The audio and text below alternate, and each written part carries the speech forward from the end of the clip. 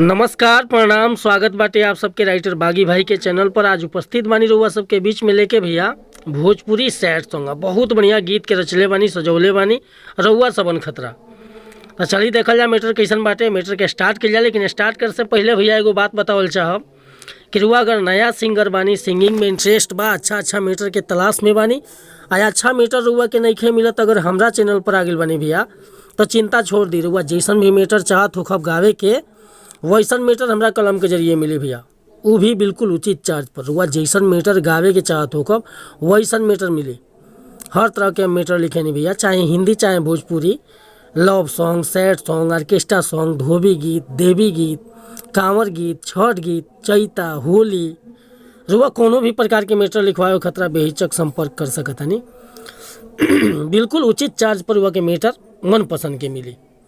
तो ये खतरा कहत नहीं कि हमारे चैनल पर नया बानी तो चैनल के सब्सक्राइब कर ली, बेल आइकन प्रेस कर ली, ताकि हर रोज रुआ के नया नया मैटर सुने के, देखे के और गावे के मिले।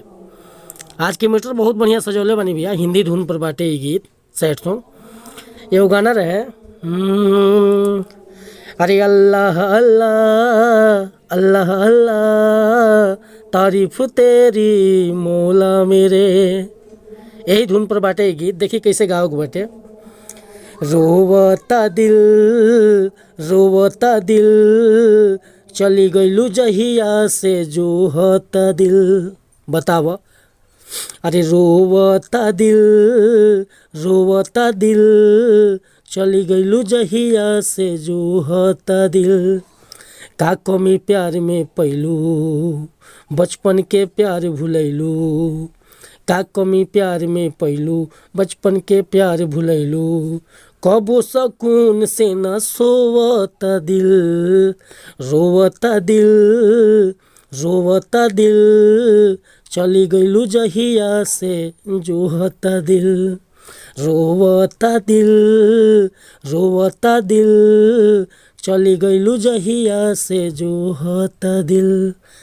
का कमी प्यार में पैलू, बचपन के प्यार भुलैलू। का कमी प्यार में पैलू, बचपन के प्यार भुलैलू। कबो सकून से न सोवता दिल, रोवता दिल सोना रोवता दिल चली गईलू जहिया से जोहता दिल। तो उम्मीद करता नहीं मैटर हुआ सबन के पसंद आइल हुई। अगर पसंद आइल हुई भैया ये गाना के फुल लिखवावे के चाहत होगा तो बिल्कुल उचित चार्ज पर गाना रुआ के व्हाट्सअप के जरिए मिल जाए। हमार कॉन्टेक्ट नंबर बाटे भैया 8874473128 8874473128। रुआ एनी टाइम फ़ोन कर सकीले, चाहे व्हाट्सअप कर सकीले, चाहे ये गाना खतरा चाहे अन्य गाना खतरा। रउआ अगर मन पसंद से कोनो ट्रैक बाटे यही पर हमरा गाना चाहे नया कंपोजिशन चाहे मेल फीमेल चाहे, तो कोनो भी प्रकार के मैटर लिखवाए खतरा रउआ संपर्क कर सकता नहीं। फिर से मिलत नहीं अगला वीडियो में कुछ नया गीत के साथ। अगर वीडियो पसंद आयल हो तो एगो लाइक एगो कमेंट करब। नमस्कार प्रणाम धन्यवाद भैया। जय हिंद, जय भारत, जय भोजपुरी समाज। हर हर महादेव।